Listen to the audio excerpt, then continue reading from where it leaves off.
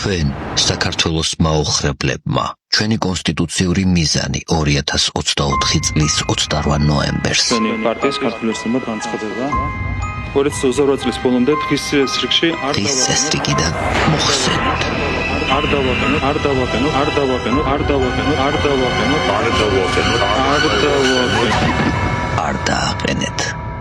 არ დავაყენოთ ევროკავშირთან მოლაპარაკებების გახსნის საკითხი. ირაკლი კობახიძის ამ ანტიევროპული განცხადებიდან 1 წლის შემდეგ და უწყვეტი პროტესტის 365 დღეს დედაქალაქის ქუჩებში საპროტესტო მსვლელობები დაიგეგმა. პროევროპული საზოგადოების ხმას რეჟიმი ისევ რუსთაველის გამზირიდან გაიგონებს, სადაც მოქალაქეები ტრადიციული მარშებით მივლენ. მსვლელობა სტარტს 7 საათზე თბილისის სახელმწიფო უნივერსიტეტის პირველი კორპუსიდან აიღებს. დემონსტრანტების ნაწილი კი საზოგადოებრივი მაუწყებლის ძველ შენობასთან შეიკრიბება. ძალადობა, ცემა, არაადამიანური მოპყრობა, ზოგიერთ შემთხვევაში წამებაც კი. ეს ის რეპრესიებია, რომლებიც 28 ნოემბრიდან რუსთაველზე გასულმა 10,000-ობით დემონსტრანტმა საკუთარ თავზე გამოსცადა. თუმცა რეჟიმისთვის თავიდანვე ცხადი გახდა, რომ ევროპული მომავლისთვის მებრძოლებს ამ მეთოდებით ვერ გააჩერებდა. რის გამოც პროტესტის აქტიური მონაწილეების ციხით დაშინებას შეუდგა. სწორედ 28 ნოემბრის საპროტესტო აქციის შემდეგ ქართულმა ოცნებამ 100-მდე მოქალაქე დაატყვევა. იმ ადამიანების მშობლები, რომლებიც ქართული ოცნების სამიზნეში აღმოჩნდნენ, თვალინდელი პროტესტის წინახაზე, თავიანთი შვილების ფოტოსურათებით იდგებიან. სინდისის პატიმრების მშობლები თბილისის სახელმწიფო უნივერსიტეტთან შეიკრიბებიან. ისინი აქციაზე ელოდებიან ყველას, ვისაც პატიმრების ბედი აღელვებს. ხვალ სრულდება 1 წელი, როდესაც საქართველომ გამოიღვიძა და საპროტესტო აქციებმა დაიწყეს ძალიან აქტიური მოქმედება. ამას რა მოაყოლა ხელისუფლებამ იცით, ნაცემი, დასახიჩრებული ახალგაზრდები და ციხეში გაშვებული ძალიან ბევრი რეჟიმის ტყვე. 1 წელია ფაქტიურად უდანაშაულოდ დაგვიპატიმრეს შვილები, ამასთანავე არც წამება არ დაუკლიათ და აწამეს პირადად ჩემი შვილი. ეს არის მნიშვნელოვანი დღე და აუცილებლად შევიკრიბებით, გავმრავლდებით, აუცილებლად ვიცი, რომ სოლიდარობას გამოგვიცხადებს უამრავი ხალხი.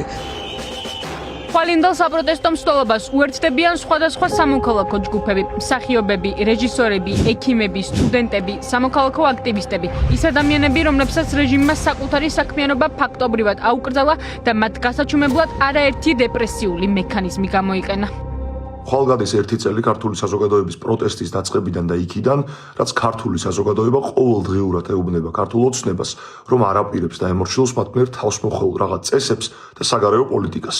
პროტესტის 1 წლის თავზე, ისე როგორც არასდროს ხვდებით, თუ რამხელა ფასი შეიძლება კონდეს ჩვენს ერთადდგომას, ჩვენს თანმიმდევრულობას და იმას, რომ პროტესტის სხვადასხვა ახალი ფორმები მოძებნოთ და მაქსიმალურად გავშალოთ ეს საპროტესტო მუხტი და მოძრაობა. ფაქტია, რომ წინააღმდეგობა არის, ადამიანები არ შეგუებიან საქართველოში საქართველოს სახელმწიფოს გაუქმებას, არ შეგუებიან სასამართლოს გაუქმებას, პოლიციის გარყვნას, არ შეგუებიან სინდისის დაკარგვას, ანუ სინდისი არ დათმო ქართველმა ხალხმა.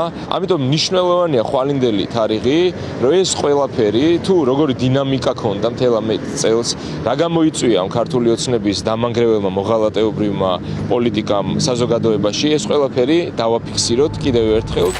მანიფესტაციას უერთდებიან ოპოზიციური პარტიებიც. მაშინ, როდესაც ბიძინა ივანიშვილი მათ გაუქმებას უპირებს, ქართული ოცნების ოპონენტები ბრძოლის გაგრძელების ფორმატ ქუჩის პროტესტს ხედავენ. მათ მიაჩნიათ, რომ ოლიგარქის დასამარცხებლად უწყვეტი წინააღმდეგობა აუცილებელია. ზუსტად 1 წლის წინ ჩვენმა არალეგიტიმურმა ხელისუფლებამ საქართველოს მოსახლეობას უთხრა, რომ ჩვენი ქვეყნის ევროკავშირში ინტეგრაცია გადაიდო გაურკვეველი ვადით. დღეს უკვე ჩვენ ვიცით, რომ ჩვენ ყავს რუსული ხელისუფლება და ისინი არასდროს არც 2028 წელს არ აპირებენ, რომ ეს ქვეყანა შეიყვანონ ევროკავშირში. ამიტომ ხვალ 28 ნოემბერს ვიკრიბებით თსოს პირველ კორპუსთან, საიდანაც გვექნება მსვლელობა და ჩვენ კიდევ ერთხელ უნდა ვაჩვენოთ ყველას ქვეყნის შიგნითაც და ქვეყნის გარეთაც, რომ ვიბრძვით. ამ 1 წლის განმავლობაში პროტესტის შეუპოვრობამ გაცილებით უფრო დიდი ზიანი მიაყენა რეჟიმს, ვიდრე იმ რეპრესიული პოლიტიკის შედეგად მიადგა, რასაც რეჟიმი ახორციელებს. იმიტომ რომ ჩვენ ვხედავთ ივანიშვილის პარანოიას და ჩვენ ვხედავთ ივანიშვილის ყური მოჭრილი მონების დაჭრილ თავებს. პროევროპული აქციის მონაწილეები საპროტესტო მსვლელობაზე სხვადასხვა პერფორმანსს აანონსებენ. შეკრების საბოლოო წერტილი კი სწორედ ის ადგილი იქნება, სადაც გასულ წელს 10,000-ობით მოქალაქე ირაკლი კობახიძის განცხადების შემდეგ შეიკრიბა. წვეტი ბრძოლით ყოველ ჯერზე იმარჯვებს ღირსება.